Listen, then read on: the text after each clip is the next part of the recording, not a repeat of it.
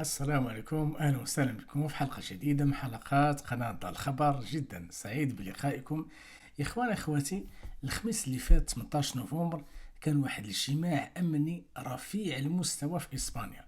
كان رفيع وحساس، والملفات اللي ناقشوا فيه خطيرة جدا بالنسبة للمغرب، وكان ضروري يحضر الملك الإسباني لهذا الاجتماع شخصيا. أهلا بكم. بالفعل مجلس الأمن الوطني الإسباني الخميس اللي فات 18 نوفمبر كان اضطر أنه يوجه دعوة للملك شخصيا. كانت نوع ديال الاجتماع ممكن يحضر له غير رئيس الوزراء والمخابرات ورئيس مديرية الأمن الوطني، لكن بغاو الملك شخصيا يحضر. علاش بغاو يحضر؟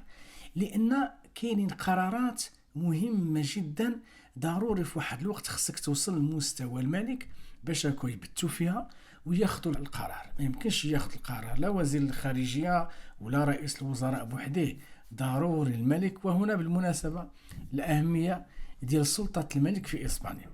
فهذا الاجتماع سميتو اجتماع مجلس الأمن الوطني، وكان آخر مرة انعقد شهر 3، يعني هذه 8 شهور. كيناقش داكشي اللي كتسميه اسبانيا التهديد المغربي لسبتة ومليلية. شنو هو التهديد المغربي لسبتة ومليلية؟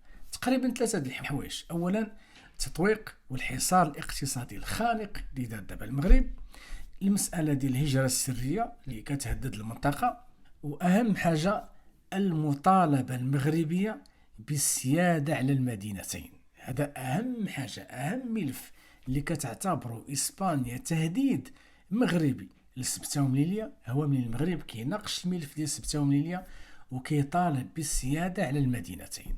هذا الاجتماع هذا حضر فيه ميغيل باليستيروس. شكون هو ميغيل باليستيروس؟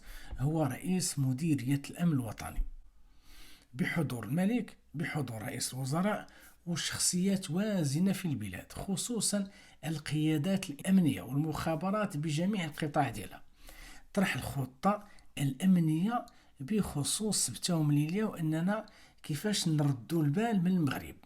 الخطة الأمنية هي اللي كتشمل جزء منها، جزء بسيط منها، ديك 720 ألف دولار اللي عطاتها الحكومة من أجل صيانة الجدار الأمني ديال سبتة ومليلية. داك الجدار الأمني ديال الحديد، داك الشبيك اللي دايز ليه الضوء فيه الكاميرات، تعطات 720 ألف يورو من أجل الصيانة. الخطة أمنية، والخطة كيعتبروها إسبانيا مهمة جدا لصد ما يسمى التهديد المغربي اللي طرا مؤخرا.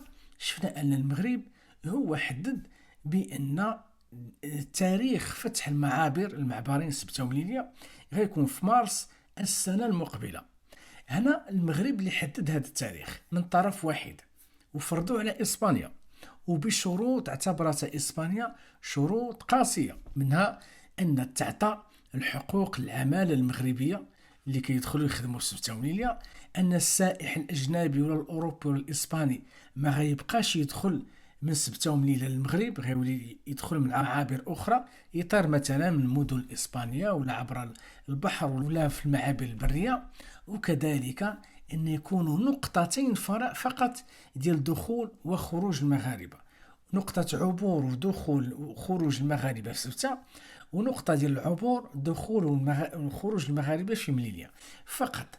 هادشي ما عجبش إسبانيا. هادشي إسبانيا اعتبرته كأن المغرب ولا كيتعامل معها معاملة الند لند، وبالفعل المغرب أصبح يعامل إسبانيا معاملة الند لند منذ أزمة من بطوش. الأزمة في الحقيقة اللي زعزعت الثقة بين البلدين، وزعزعت كذلك الثقة المغربية في إسبانيا، لأنه كاين اتفاقيات أمنية، المفروض تكون هناك تشاورات، المفروض أنك على الأقل تخبر المغرب بالنوايا ديالك ولا شنو هي الأعمال اللي غديرها.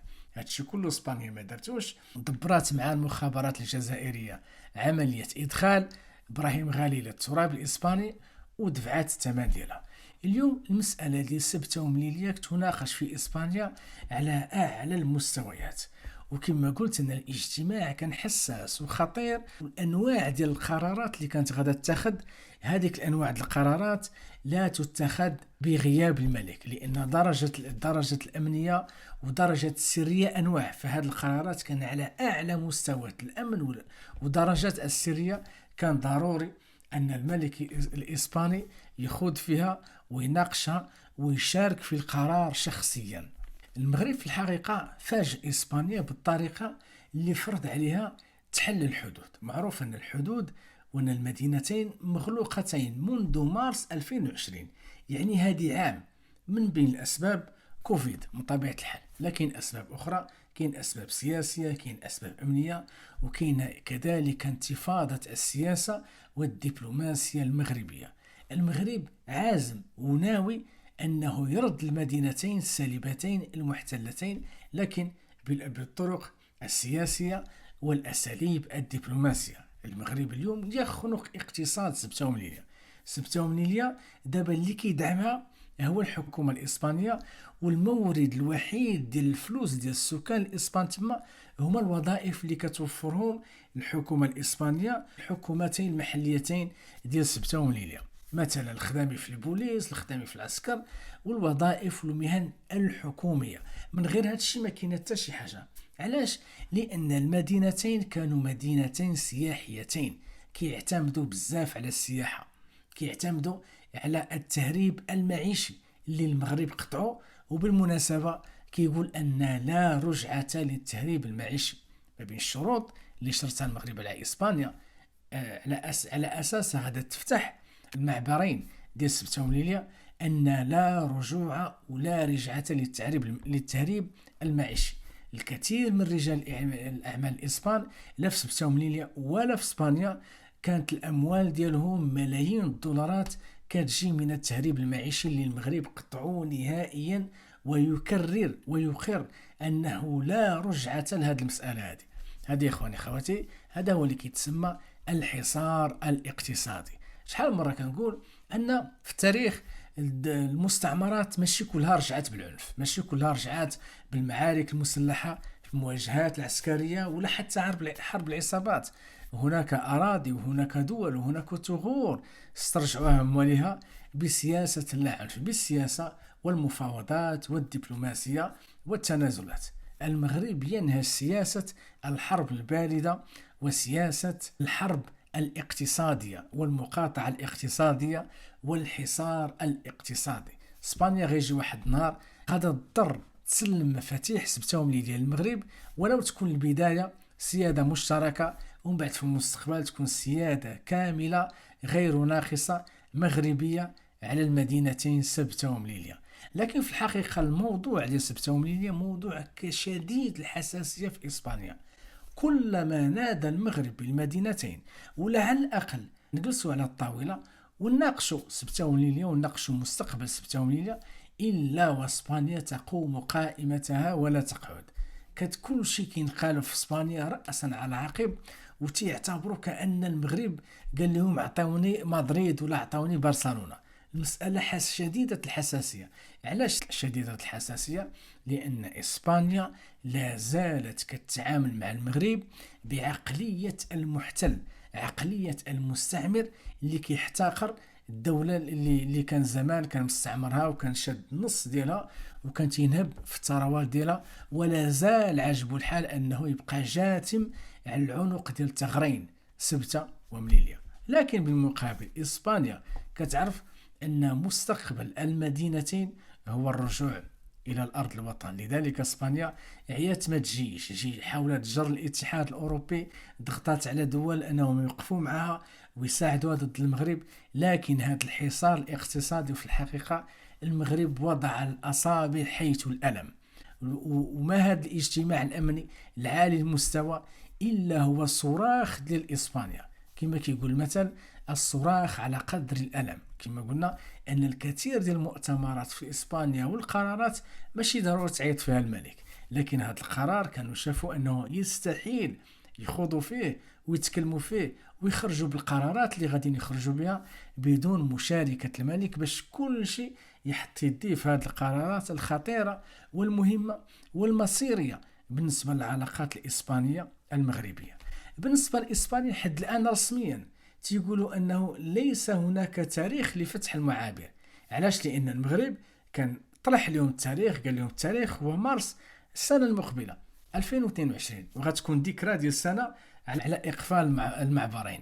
اسبانيا كانت غتوافق، بغاو تطير من الفرحه توافق، لكن من شافت الشروط المغربيه اللي هي كتعتبرها قاسيه وكتعتبرها تهديد، اللي هي في الحقيقه الشروط العزه والمجد. هذه سياسه المجد وهذه دبلوماسيه العزه اللي كينهجها المغرب، لكنها في الحقيقه هي بدايه نهاية الاحتلال الإسباني ديال المدينتين. لماذا؟ لأنه خنق اقتصادي، لأنه حصار، لأنه المغرب مشى لهذاك القلب اللي كيحرك المدينتين وحيدوا لها ولا سبب ليه السكتة القلبية، اللي هو الاقتصاد، اللي هو المال والأعمال، واللي هو حركة، اللي هو إيقاف الحركة المالية الضخمة ديال التهريب المعيشي، وكذلك قطع عملية مرحبا. إسبانيا راه ضربها المغرب الضربة القاضية من يقطع لها مرحبا، عوائد بمئات الملايين ديال اليوروهات. هو حرم إسبانيا منها، وعازم أنه دوك الأموال عمرهم ما غادي يرجعوا لها. وهكذا إسبانيا كتعتبر بأن دابا المغرب يشكل تهديد لها، خصوصا ما ننساوش أن إسرائيل سوف تبني قاعدة عسكرية في منطقة الناظور، حتى هذه كتعتبرها إسبانيا تهديد عسكري، رغم أن المغرب كيبني القاعدة العسكرية بعيدا من مدينة مليليا في المنطقة ديال إقليم الناظور، لكنه بالنسبة لإسبانيا ما خصش تكون حتى شي قاعدة عسكرية قريبة لها.